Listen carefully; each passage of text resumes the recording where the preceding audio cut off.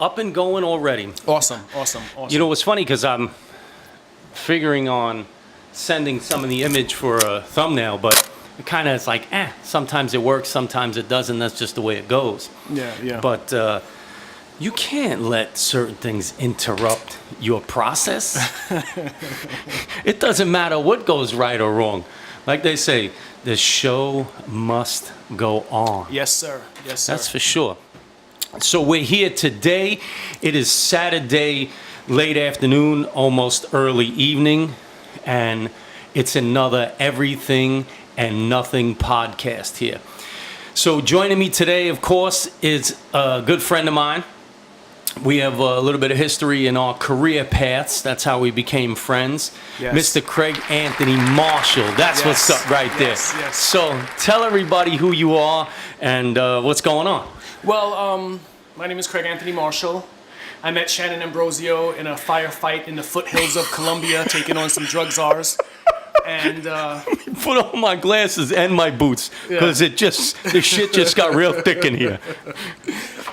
No, we crossed paths when we were in fashion. I'm still in fashion. You're Mr. Celebrity now, you know, celebrity chef, connoisseur of food. As you can tell, celebrity. Don't I look like one? I love that. Thanks for the title. Yes, sir. Well-deserved title. So, you know, we're both doing the YouTube thing.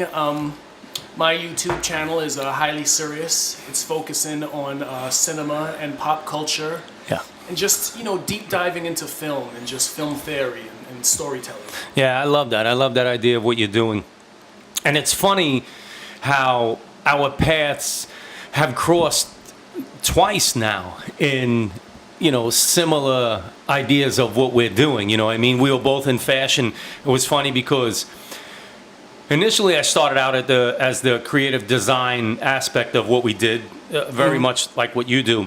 But my love is for the technical side of things, always, you know, the engineering process of how things are done. And that's how I got to be known in the fashion industry, because of my technical engineering aspect of how to make things and how the process is of making things, rather than only just the creative side, which I love, you know, but I didn't have as much flair as you. Let's just put it that way. And believe it or not, I'm not that fashion savvy, as you could see. I wear everything Adidas, and my hat's backwards still.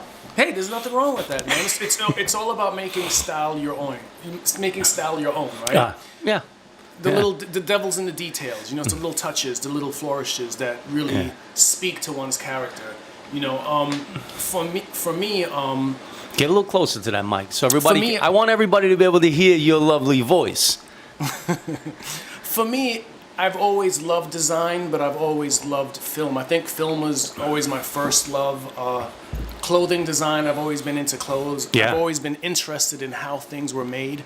But I feel like artistry is one of those things that is kind of like universal. I feel like very much so.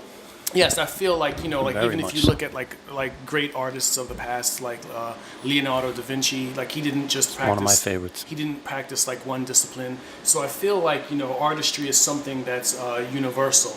So I just love the creative process, how things are made, how filmmakers I just like delving deep into like a filmmaker's creative process, and you know his little styles. Like one of my favorite directors is Quentin Tarantino.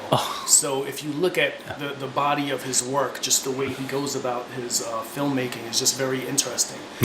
One of the things that I really love is that he's mastered is if you look at his early work, telling stories in a very non-linear fashion.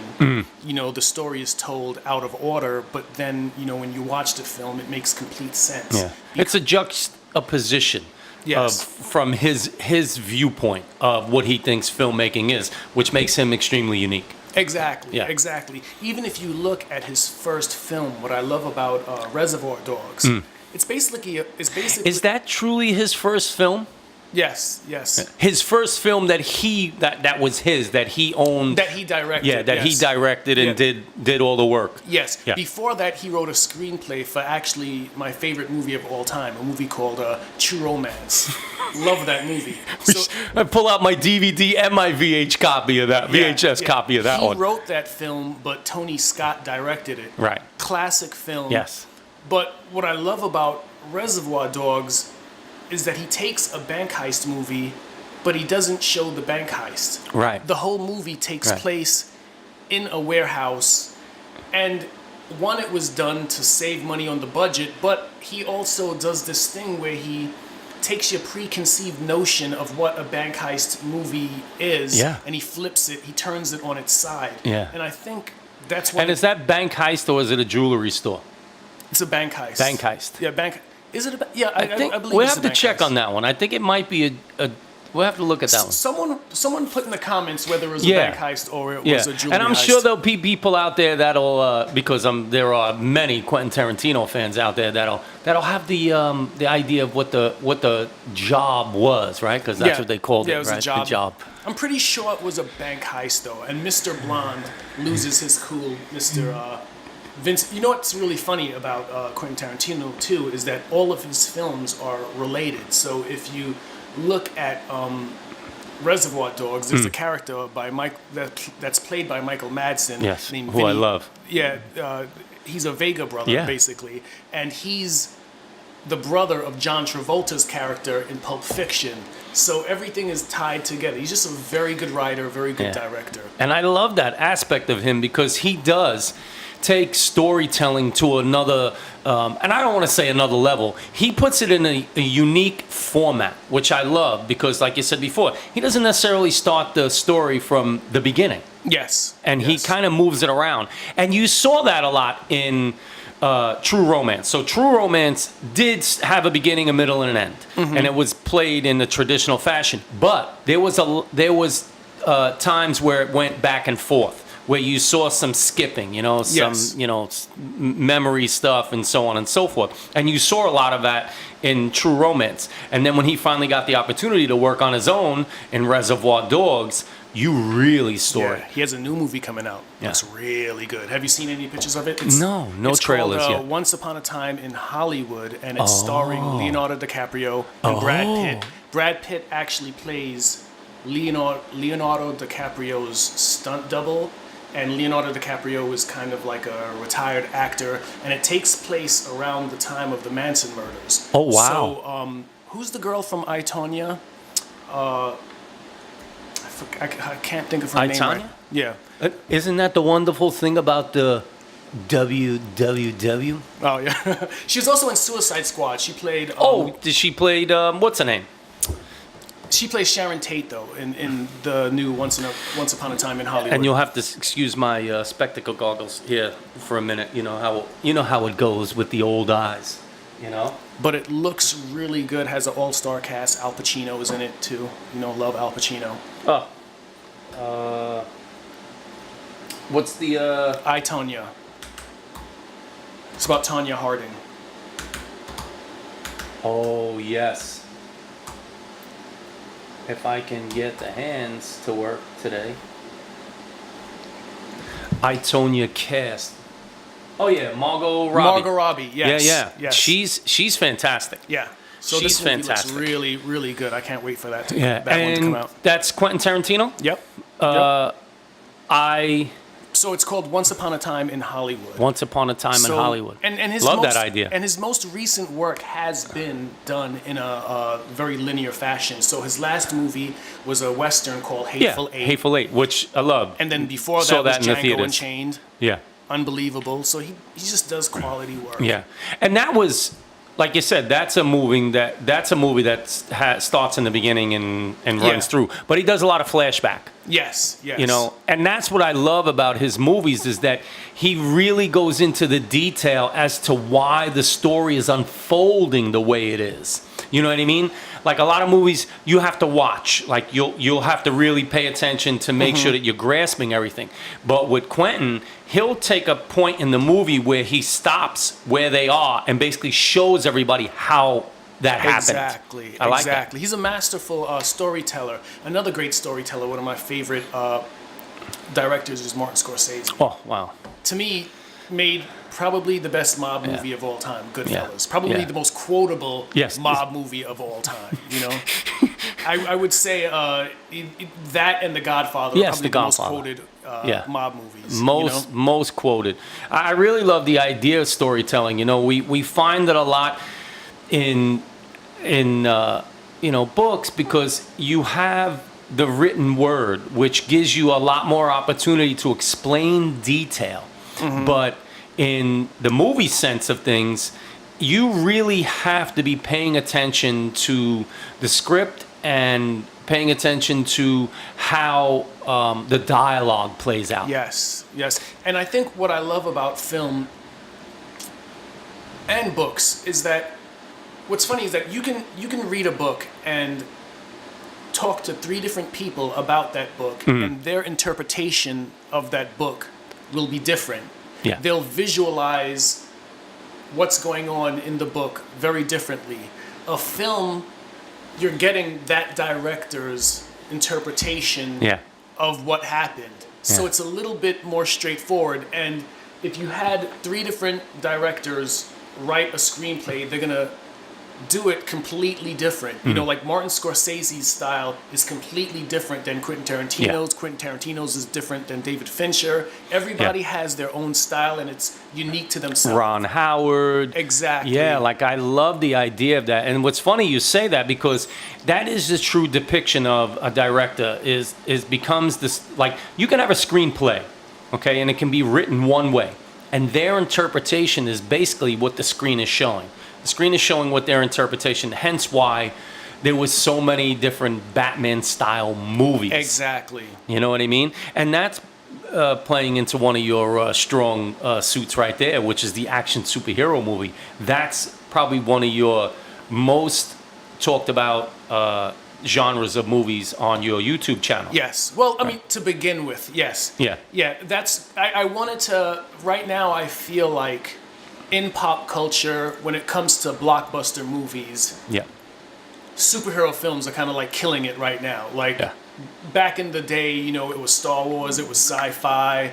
Then it became a little bit more like straight action, like Die Hard. Exactly. Yeah. And Lethal Weapon. Yeah. Right now, Marvel though is basically printing their own money. Yes. So I wanted to launch my channel with something that was relatable to everyone, that was kind of accessible to anyone, no matter what kind of age group you were from. So I started with a countdown of like the best live action superhero films, which I love. And then I'm gonna expand into other genres of film, but I really wanted to kind of do a deep dive of, to me, what my favorite superhero films are. What would you say is your favorite superhero film of all time? Like if you could pick one, if somebody was like, you have to be trapped on an island with this one film to watch till the end of days, which movie would you pick? I'm really digging on. First of all, I love Christian Bale as Batman. Yes, it's my favorite depiction of what.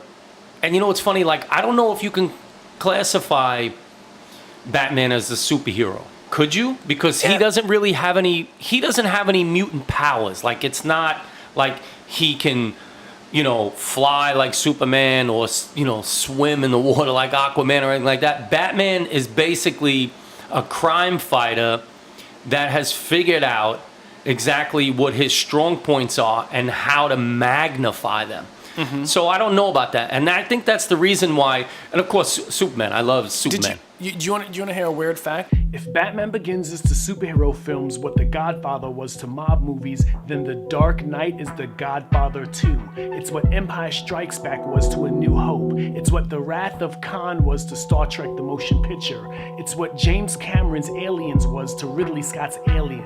The rare sequel that surpasses the original. Once this movie grabs you, it never lets go. It firmly gets a grip on you and takes you on an unforgettable ride. The original score by Hans Zimmer is a masterpiece. The late, great Heath Ledger, may he rest in peace. His performance as the Joker is next level. So different from previous incarnations by Jack Nicholson, Cesar Romero, and the voice worker Mark Hamill. Each iconic in their own right, but Heath Ledger still manages to bring something new to the table. I'm a man of my word. It's part Malcolm McDowell from A Clockwork Orange with a dash of Tom Waits mixed with a ventriloquist dummy and Sid Vicious of the Sex Pistols. The results are stellar. Did you know that... No, I don't like weird facts. Did you know that DC and Marvel actually made up the term superhero? Like no other publication can actually use that term superhero. So I didn't know that. It's something that's unique to their comic books.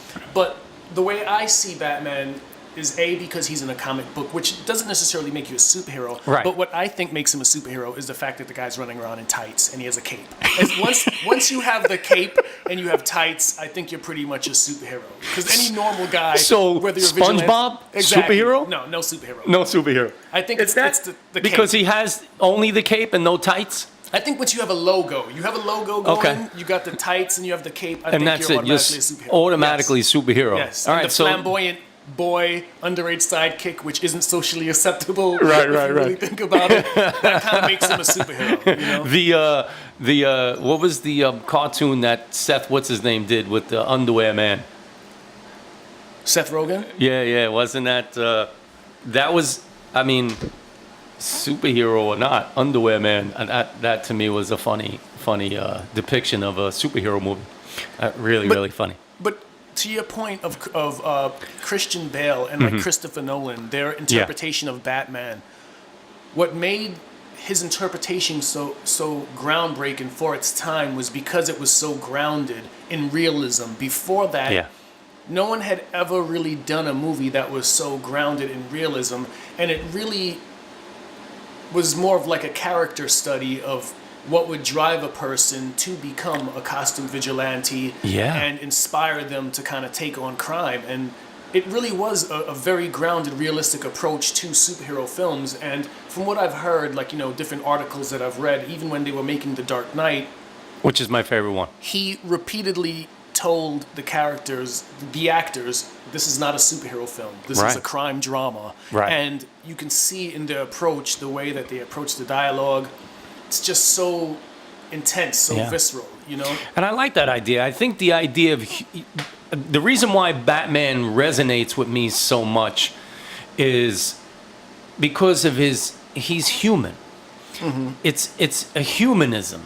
It's the humanity. It's that aspect of what Batman is doing is not so much because of his superpowers.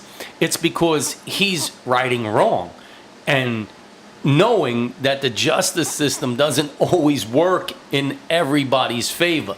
So he's kind of leveling the playing field in so many words, because he's saying, I may not be able to take on everybody, but I can handle certain things on my own. There's no justice system needed. I'm going to take care of it. It also speaks to sheer determination. Like someone's just undying determination to get the job done. Yeah. To train yourself. I mean, it helps that he's, a billionaire. But, to train himself. It helps that he has buckets of money. Exactly. He's not struggling to get by where he has to kind of, work a 9 to 5. Right. It wasn't like that movie Kick-Ass. Exactly. That's another good film, though. But I like that one. Yeah, Kick-Ass is Kick-Ass. It's a very good film. I love the concept of storytelling through movies, because it really does open up the message of how things get delivered. And that's the reason why I like movies so much, and why and why I think they personally mean so much to everybody, and why it's very important for us to have cinema and even things like this where people are opening discussions and dialogue about different things in different times. Like you said, whether it's cultural events, whether it's any kind of topic that you could possibly think of has been made into some kind of movie, documentary. It gets the message out there on a broad scope. I really love that idea. Okay, I have another one for you. Favorite sports movie? Favorite sports movie would have to be Somebody Up There Loves Me. Really? See, Yeah. I would have assumed Rocky, which I love Rocky. No, but they're both boxing movies. Okay. But the only difference is this to me, and everybody knows how I feel about Sylvester Stallone, but it's not because of the Rocky movie. It's because of what he did to get the Rocky movie out. The adult movie before Rocky, or you're talking? No. I'm kidding. Hey, listen, what you do to make money is none of my business, and nor am I here to pass judgment. Listen, if you hung like that and you can do a little porno and make a few bucks to get your project funded, by all means, I'm saying go out there and earn, folks. No, but I do agree with you. He wrote the screenplay for Rocky. Yeah. And then he refused. They offered him a ton of money for it, and then he refused to sell it unless he wrote the movie for himself.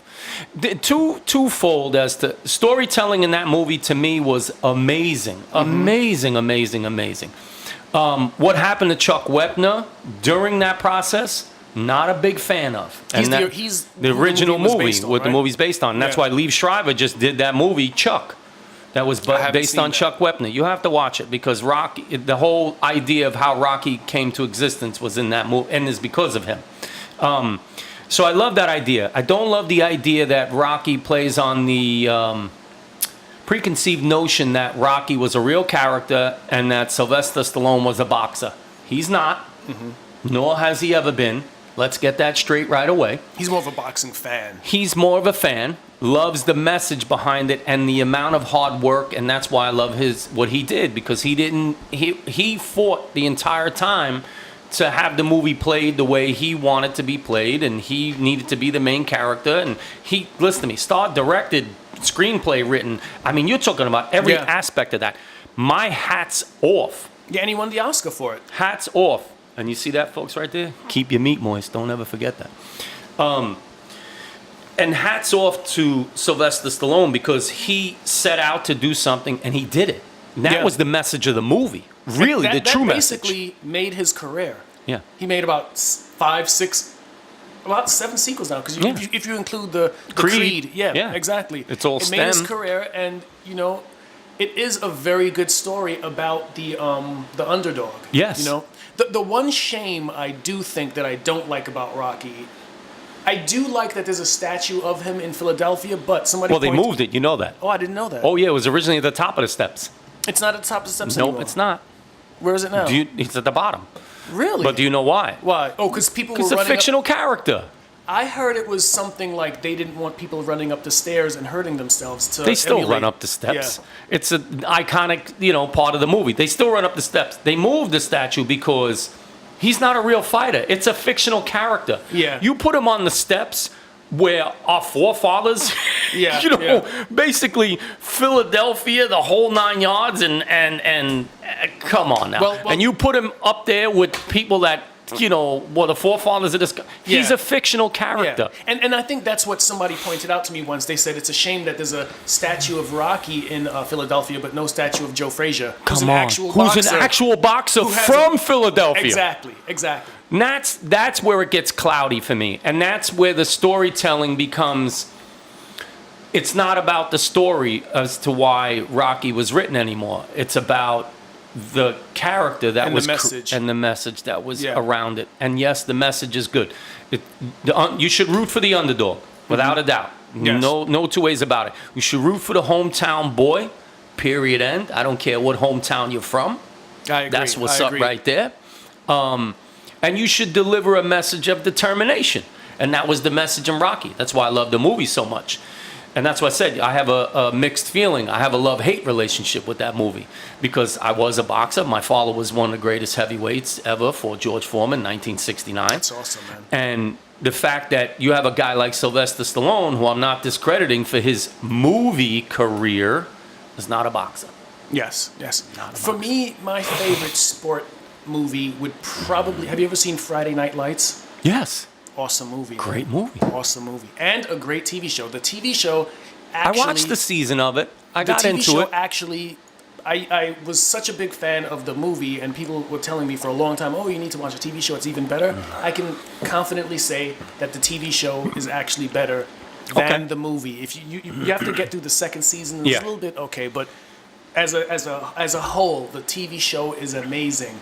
And Michael B. Jordan is actually in the last season, which is an amazing... They're all amazing seasons, but really good show, really good movie. Friday Night Lights. I like the idea of shows a movie's making transition into the show idea, because it really does give them it gives them a longer period of time to define characters. Yes. Tell the detailed story about what it is they're trying to do. I like that idea. And the fact that it has a purpose in the TV show. You know what I mean? It's not just the TV show. Don't get me wrong, I love sitcoms. But after a while, sitcoms become funny alterations to real life. And when you watch a show like Friday Night Lights, where it comes from a real place, Yes. and then it tells the story over time, that I love. I love that. Do you like war movies? Yes and no.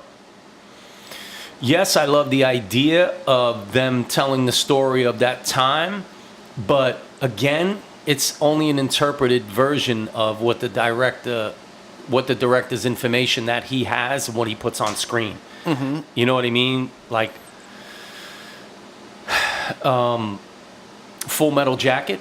Yes, classic. Great movie. Yes. You know, and Vincent Stanley D'Onofrio. Kubrick. Yeah, Kubrick is one of my favorites. Yeah, he's up there with me too. Yeah. For that and A Clockwork Orange, those are probably my two favorite Kubrick films. Is a Full Metal Jacket and Clockwork Orange. And you know what's funny though? I like the idea of the depiction of the real life aspect of it, Yes. and taking a piece of it and putting it out there. Having a war movie that's kind of drawn out, where it's like constant war scenes, almost like Saving Private Ryan. That's my favorite. It's good, but to me, the whole idea of almost not the real picture of what's happening in the war, as to like, I get the message, you know, they need to find the last one because his brothers were killed in war, and they need to find him. They want to get him out. I understand that, but they're not really showing the entire message of real wartime. Mm-hmm. It's only that idea that they're searching for somebody. They're not really showing what's happening during that wartime. You know what I mean? It's only that one idea. But when you get, they had to find Good Will Hunting.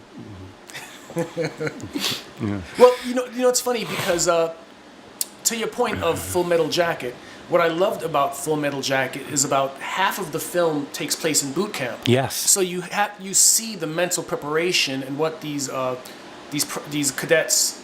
Yeah. Is it cadets? Yeah. Soldiers. You see what they go through. Their training. I couldn't really speak to that one because I was never in the service. Me neither. But I love that they show even the guy that couldn't make it, the guy that kind of loses his mind. You know, the real picture. Yeah, the real picture. And I'm sure there's tons of people that go through that. You know, I never served, but I do respect the people that serve our country. You know, it's something that you have to be willing to put your life on the line. Yeah. And not every person has the intestinal fortitude to be able to put their life on the line. Yeah. And it accurately depicts that. Yeah, and that's why I get that little weird message from Rocky, is because like he's never trained for a real fight, never been in the ring, but people really look at him like he's a real boxer, and I'm like, no. And that's the same thing that I get that mixed feeling with war pictures. Once they get into that whole idea as to like, it becomes now the director's movie, when there's to me it's hard for me to get to that real life part of the movie. You know what I mean? Like, really, during the war, one of the missions in the entire war was making sure that everybody ran around to find this one Private Ryan. And I'm like, there's an entire war going on, people being killed every single minute of that day. And really, the message we're sending is that we need to find this. I'm like, how about the soldiers that were there? You know, that's why I get a little mixed feeling. And that's why I like Full Metal Jacket so much, is because it really showed the real life of these young people getting into that mind frame to do what it is that they were set out to do.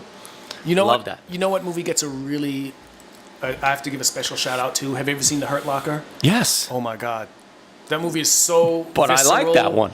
That's the movie that, like, if you haven't seen it before, like, every time he's trying to, like, deactivate a bomb, you're, like, on the edge of your seat. Yeah. But what I loved about that movie the most is that the whole idea of these people that have to deactivate bombs is something that's specific to that war. Yes. It's not something that happened in, say, World War I or World War II. Right. It's something, and that's what I thought was so amazing about that movie, is that it's very timely. It's very unique compared to other war films. Yes. And I think, anyone can tell the same story over. I've seen tons of movies that have tried to recreate what Steven Spielberg did in Saving Private Ryan, that beach scene. Yeah, beach scene. Come on now. Well, but Hurt Locker was so original. Well, have you seen Dunkirk? I heard Yes, that's yes. similar. I haven't seen that. I thought it was okay, and I'm a very big Christopher Nolan fan. Yeah. I like a lot of his earlier work. Dunkirk is a very good movie.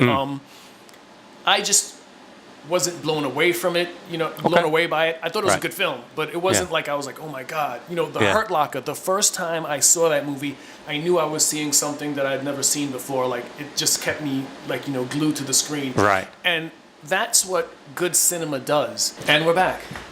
Okay, folks, you know how it works around here. It's going diggity down with your boy from Brooklyn, Shannon Ambrosio. What's up? Now, don't forget to subscribe to the YouTube channel so you don't miss anything. Hit the bell up there somewhere, so you get alerted when we do a live podcast. And when the podcast goes up after I'm done editing a little bit of it. And I edit these YouTube. I edit the YouTube podcast so we don't have to go through this whole thing. Man, I had a business card and everything. Big shout out to our first unsponsored sponsor today goes out to Joan, who sent over some honey. And I'll have to put up the link to who these people are. But honey is, we mentioned in one of my podcasts, honey is one of my favorite things ever. I literally do put it I put that shit on everything. Can I make an additional shout out to the bees that make honey? Shout out to the bees that make honey. And to the Wu-Tang. The killer bees. The killer bees. That's one of my favorites right there. What's funny is that I made some salad earlier. We had lunch, and I made a tomato and cucumber salad, and I put honey in the dressing. Nice. Yeah, that's my thing. I really do. That had honey in it? Yeah, that was good, man. Yeah, I don't play games here. Chefing it up, man. Chefing it up. I got knife skills. You heard. But and going back to the whole cinema thing, there's a lot of, since the whole craze, with chefs and everything becoming celebrities and my time on television with my show, it's getting a lot more open-minded. So now to have a movie like, there was that movie Chef, which was with, what's his name? Iron Man's sidekick right there. Oh, the director, Jon Favreau. Yeah, Jon Favreau. He did Chef. We talked about, he did the movie with the food truck, which was, to me, is amazing. Same background as me, classically trained chef. Goes out and finally gets tired of all the nonsense and all the bureaucracy involved in everything, and goes and gets a food truck and travels and cooks the food he wants to cook. I mean, I love that idea. You know what I mean? And what I love about it is that Jon Favreau isn't pretending to be a chef either. Yeah. Who is your favorite TV chef?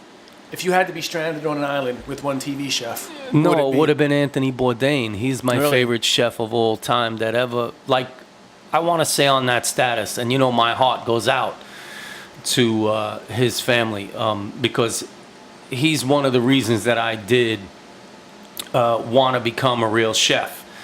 There's just no other way to explain the impact that man has had in my idea of why I became a chef. Having that whole freedom of expressing yourself creatively, that really does give people a true happy feeling, but it nourishes your soul. And that's the reason why I like to feed people, is because it nourishes my soul to make people feel good when they're eating. So he's my favorite. For me, my favorite. It would be Martha Stewart.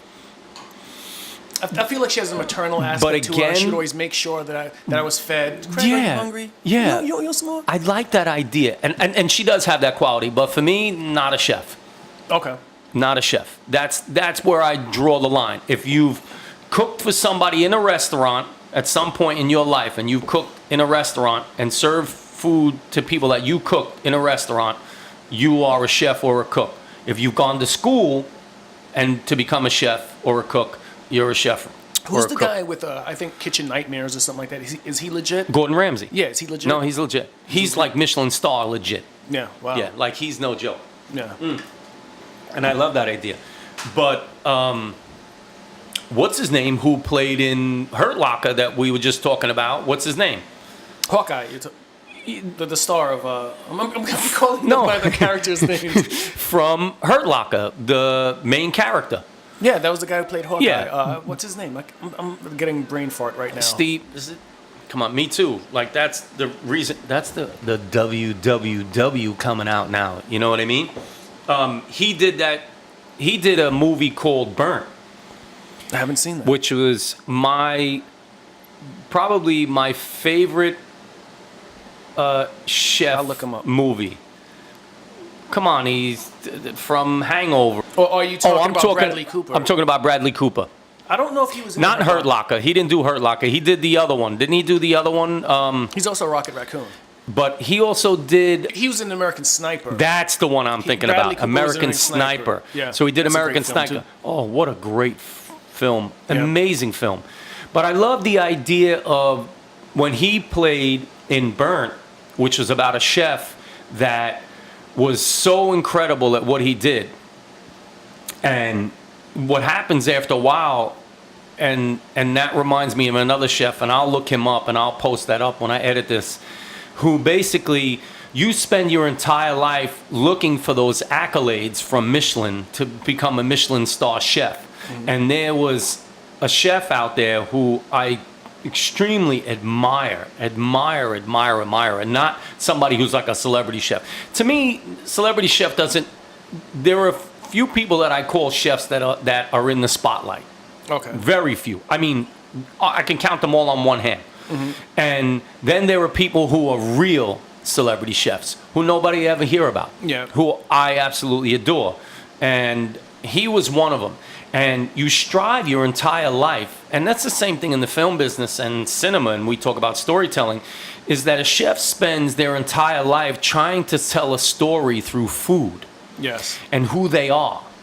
And what happens after a while is you become so driven from the accolades of food critics, food reviews, New York Times, and then of course the piece de resistance is the Michelin star. Mm-hmm. Is not even a star; it's just the Michelin. You get it's actually tires is how it started out. Okay. Because it really is by Michelin, the tire company. Wow. So Michelin, French, the whole thing is that you strive. Now you become this person who's obsessed with these Michelin stars because it gives you proof that you are a chef. Well, it's funny you mentioned that. And that's like with cinema. What do they all strive to get? An Oscar. Does it really make you? Leonardo DiCaprio was a great actor, and he had to get since the beginning. He had to get mauled by a bear for like 8 minutes in a film just to get an Oscar. Great film, but I mean, wow. He's done all these incredible roles. Oh my goodness! And the one that gets him the Oscar is him getting mauled for like 8 minutes in a film. Right. And then to me, that's a terrible. That's why I love the storytelling aspect of cinema, and not the glorifying idea of fame for cinema. Yeah. I don't like it. Well, to your point, I think there's a difference between a great actor and a movie star. Right. And there's a difference between being an artist, like a director that is a true artist, and a director that just makes blockbusters. Like, to me, again, I know I sound like a broken record, but Quentin Tarantino is an artist. Like, he doesn't just make movies for the box office numbers. He's making movies that he wants to make. Like, they're just, movies that he spits out of his brain, and he just wants to see this on. He wants to make the films that he wants to see. Right. And that's sort of like how George Lucas, before he fell to the dark side, that's how he kind of started out. He fell to the dark side, in case you don't know what that means. The D is for Disney. Exactly. But before he fell to the dark side, there's all these documentaries about George Lucas and Steven Spielberg when they first came out, and they're kind of single-handedly responsible for the quote-unquote summer blockbuster. Yeah. But a lot of those films like Jaws, Star Wars, American Graffiti, in the beginning, they were just making films that they wanted to see. And it was more about the artistry. And then I think, and don't get me wrong, Steven Spielberg is still amazing, but I think... Genius. I think a lot of it became more of a business to them than, like... Well, with isn't that George why, like, Lucas isn't that why Lucas got out of the whole thing? Like, after a while, the idea of it's not the story anymore, it's the consumption. Exactly. Of it. I mean, it's not the story. I mean, I give George Lucas a lot of credit in a sense of, he made a great deal when he sold Star Wars to the studio and said he wanted the rights to the sequels and all of the merchandising. Right. And at the time, merchandising was not a thing. And that's what made him so rich. Yes. But when you look... Because they pay you nothing to do the movie. Exactly. But when you look at things like, say, Return of the Jedi... that is my favorite. The original concept before the Ewoks was supposed to be that, Endor was a planet with the Wookiees, and, which Chewbacca is. And then it evolved into the Ewoks because, to me, that seemed more like a business decision because they wanted to sell more cute toys. Yes, cute toys. So is it really telling the story or is it, looking at the bottom line? And that's when it becomes like a slippery slope. And that's what happens a lot of times with the storytelling aspect of the film business. And I don't know if it's the chicken and the egg story, to tell you the truth. Yeah. Because to me, what do you start with? Do you start with the idea of you're just telling a story, or are you starting with the idea that the story's going to morph into a big empire and you're going to get paid